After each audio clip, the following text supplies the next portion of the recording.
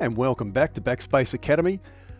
In this section, I'm going to break with tradition a little bit, and I'm going to just basically throw you in at the deep end. So we're going to create a very complex and bulletproof architecture with no experience whatsoever. So that will enable you to get some very good confidence in using Amazon Web Services. And you'll also learn about the power of Amazon Web Services, not only the power of Amazon Web Services, the simplicity of using and utilizing that power for hosting a static website. You'll get exposure to many commonly used services, and that will include the Amazon S3 service or simple storage service, and we're going to use that to upload our website to Amazon Web Services. And then we're also going to use that same service to host this website to the wider internet.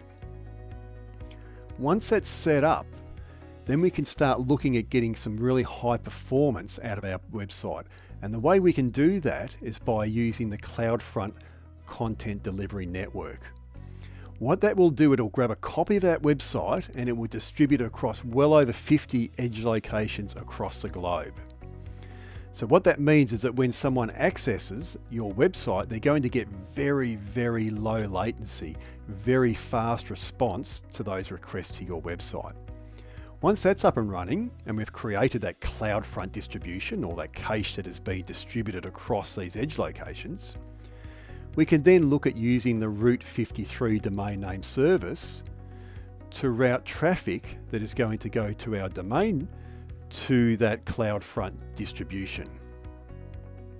Once that's up and running, then we're going to go a little bit step further, and then we're going to look at implementing HTTPS.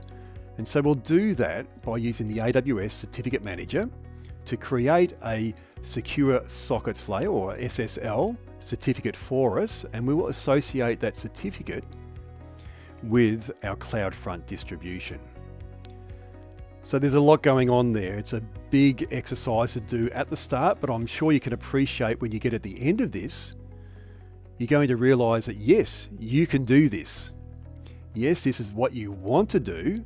And yes, there is certainly a very bright light at the end of this AWS tunnel. And it's certainly worthwhile persisting and getting to the end of this course.